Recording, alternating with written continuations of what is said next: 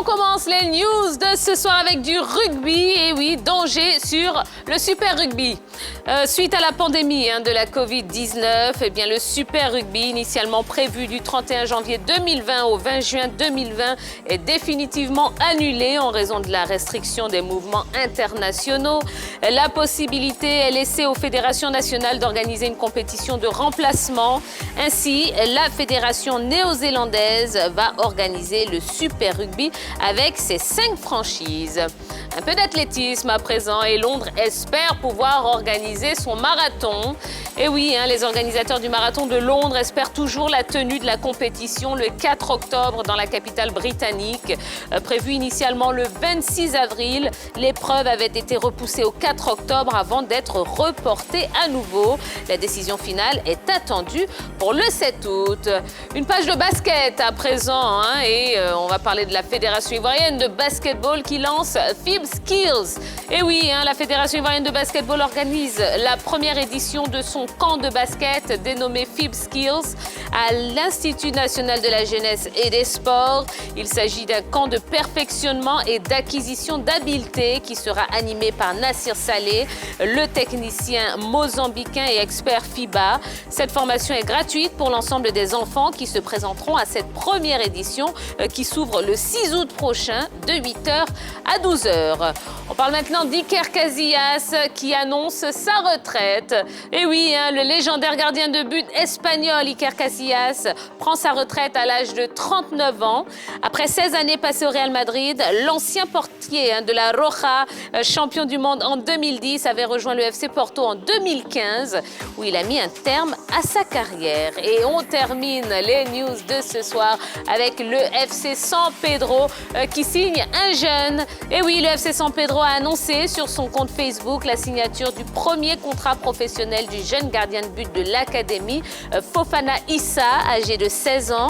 Pur produit du club, il avait rejoint l'équipe pro la saison écoulée avec un contrat de stagiaire. Voilà en ce qui concerne les news de ce soir. Retrouvons maintenant la grande team. Bonsoir messieurs, dames. Bonsoir Tia. Comment allez-vous? Bonsoir, bien.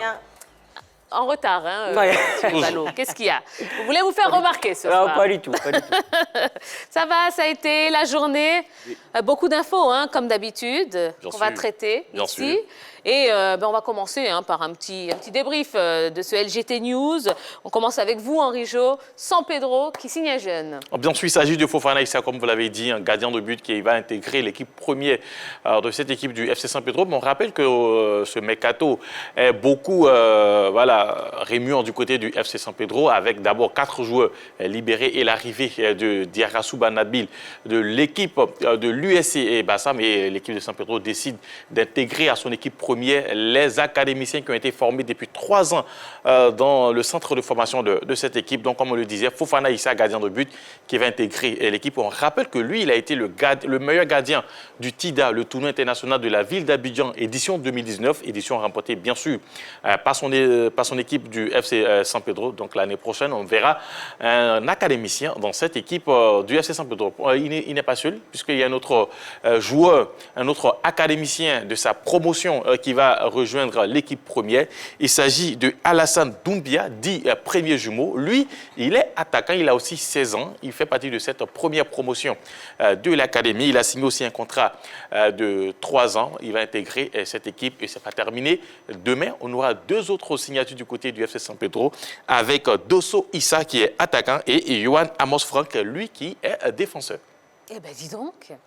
Mais vous avez bossé, Henri Jo, dis donc. Bien sûr. Là, vous m'impressionnez. J'ai presque envie de vous tendre mon brassard, mais bon, on va le garder. Alors, je vais pas le faites encore vos preuves. Bon élève. Allez, Yellow, bonsoir à vous. Et vous avez envie de me parler de rugby. Oui, alors on va parler du Super Rugby. Le Super Rugby est une compétition internationale qui réunit 15 franchises de différents pays, à savoir la Nouvelle-Zélande, l'Australie, le Japon, l'Afrique du Sud et l'Argentine. Alors, depuis quelques années, les années 2016 et 2017, cette compétition a subi un grand coup parce que de 18 franchises, nous sommes passés à 15 franchises. Et cette année était pressentie comme la meilleure pour pouvoir rehausser et relancer cette compétition-là. Mais c'était sans compter sur le coronavirus ce qui a mis un frein à cette compétition-là et malheureusement a été annulée. Il faudrait savoir que les différentes fédérations concernant le rugby ont le pouvoir ou ont la décision de pouvoir organiser les différentes compétitions en leur sein sur le plan national, mais sur le plan international, il n'y aura pas de compétition pour cette année concernant le Super Rugby. Voilà. D'accord. Bon, ben, encore un sport qui est touché par cette pandémie. On n'a pas le choix. Mieux vaut penser à la sécurité quand même, et à la santé des athlètes. Mais on espère en tout cas qu'on va vite sortir de cet engrenage. Alors Balo, vous, c'est un mot sur l'athlétisme. Oui, effectivement, le marathon de Londres, initialement prévu le 26 avril, puis repoussé le 4 octobre en raison de la crise sanitaire. On saura finalement le 7 août, vendredi 7 août, si le marathon aura lieu. Figurez-vous que plus de 40 000 participants sont en attente de cet événement incroyable. Le marathon de Londres a été fondé en 1981. Il fait partie d'ailleurs du World Marathon Majors, compétition regroupant 6 marathons majeurs, New York, Chicago, Boston, Berlin, Tokyo et bien entendu Londres. Et son fondateur, Chris Bachar, il faut le savoir, est un ancien champion du monde olympique, figurez-vous, d'athlétisme et aussi un célèbre journaliste sportif. Décidément, ce métier d'actualité en ce jour. Et pour terminer, il s'est inspiré justement du marathon de New York. C'est dire que c'est un événement d'envergure que tout le monde attend. On comprend mieux pourquoi le vendredi 7 août est attendu par tous les participants de ce marathon. Eh oui, eh oui, eh oui. Un des plus grands marathons du monde. Tout à fait, oui. Exactement. Jean-Philippe, bonsoir. Bonsoir, Tia. Et vous, c'est Iker Casillas. Oui, la légende Iker Casillas, qui n'est plus à présenter. C'est un homme qui a marqué son passage dans le monde du football. Je voulais dire le Real de Madrid, mais on ne va pas résumer sa carrière au Real de Madrid. Ah non, pas que. Ah oui. Voilà, parce que il y a la Roja aussi. Il y a la Roja, il y a Porto. On a appris il y a de cela 14 mois son opération du myocarde.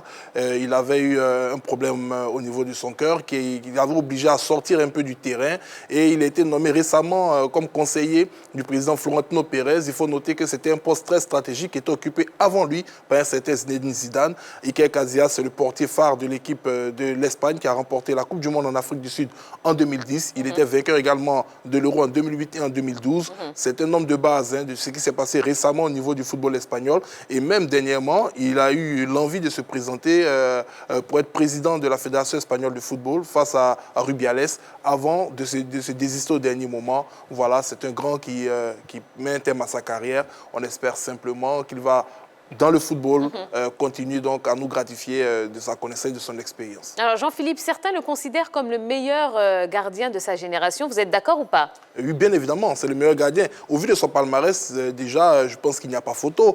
Quand on regarde Casillas débarquer en 99, tout petit dans les buts du Real de Madrid, on s'est dit que c'était un risque fou que fait ce club. Et après, il s'impose. Il ne s'impose pas seulement comme gardien de but, mais il s'impose également comme un leader. Il s'impose comme celui-là même qui a entraîné cette équipe des Galactiques. Voilà, quand vous voyez débarquer des Zinedine Zidane, des David Beckham, des Ronaldo et toutes ces stars, excusez-moi, et malgré ça, Casillas a gardé son charisme. Il a gardé tout simplement sa posture de leader dans cette équipe. C'est un homme à respecter. Au-delà même du poste de gardien de but, franchement, il était épatant. Il y a une personnalité derrière. Voilà. Pour 1m82 en plus, ce n'est pas la grande taille des gardiens de but. Vrai, quand on le compare à Thibaut Courtois, on se demandait comment est-ce qu'il allait faire, mais avec ses réflexes de chat, il nous a tous impressionnés.